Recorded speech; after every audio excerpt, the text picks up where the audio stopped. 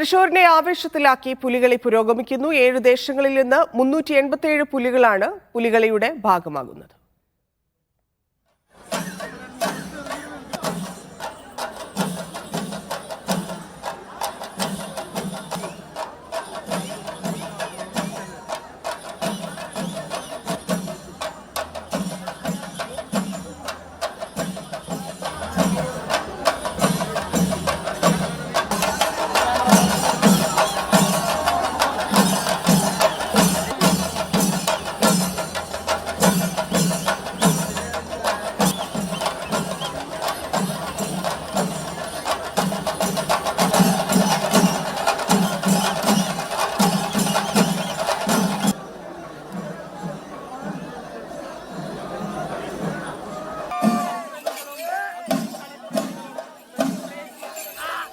അഖിൽ ചേരുന്നുണ്ട്. അഖിൽ, ഏറ്റവും സൗന്ദര്യമുള്ള പുലികളിയുടെ ഏറ്റവും നല്ല സമയത്താണ് ഇപ്പോഴുള്ളത്. ഇനി എത്ര സമയം കൂടി പുലികളി ഉണ്ടാകും?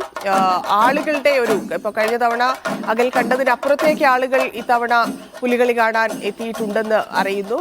ഇതോടെ ഓണാഘോഷം കഴിഞ്ഞു അല്ലേ? തന്നെ തീർച്ചയായും തൃശ്ശൂരിന്റെ ഓണാഘോഷങ്ങൾക്ക് അന്ത്യം കുറിച്ചുകൊണ്ട് എന്തായാലും പുലികളിയുടെ ആ ഒരു പര്യവസാനമായി എല്ലാ ദേശങ്ങളുടെയും പുലി കളി സംഘങ്ങൾ ഇതാ തൃശ്ശൂർ റൗണ്ടിലേക്ക് കയറിയിരിക്കുന്നു. ഏറ്റവും ഒടുവിലായി കയറിയത് കാനാട്ടുകര ദേശത്തിന്റെ പുലികളി സംഘമായിരുന്നു.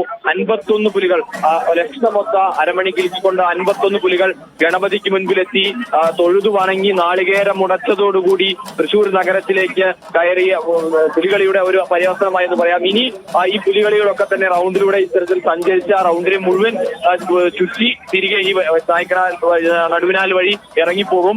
മൊത്തം 7 പുലികളി സംഘങ്ങളായിരുന്നു. അതിൽ 4 പുലികളി സംഘങ്ങളാണ് ഈ നടുവിനാൽ വഴി കയറിയത്.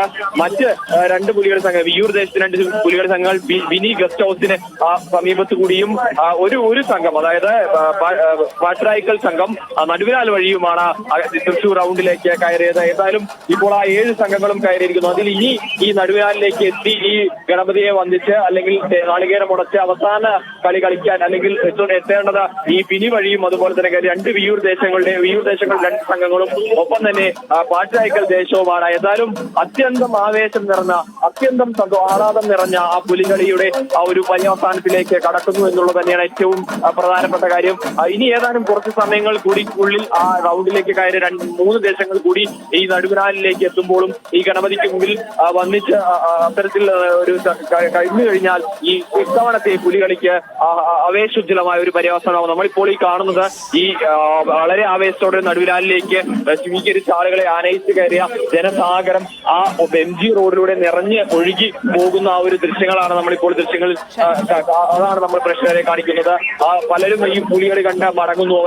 ഒരു സാഗരം, ജനസാഗരം. നമ്മൾ ഇതിനു മുൻപ് ഇത്തരത്തിൽ തൃശ്ശൂർ നഗരത്തിൽ സ്വരാജ് റൗണ്ടറെ കാണണമെങ്കിൽ തൃശ്ശൂർ പൂരം വരണം. അതിനുശേഷം പൂരം പോലെ തന്നെ അത്രയും പ്രാധാന്യമാണ് തൃശ്ശൂർകാർക്ക് പുലികളി. ഓണാഘോഷത്തിന്റെ അവസാനമായി പുലികളി അതൊരു വലിയ ആഘോഷമായി തീർത്തിരിക്കുകയാണ്. അത്രയധികം ജനങ്ങളാണ് എത്തിക്കൊണ്ടിരിക്കുന്നത്.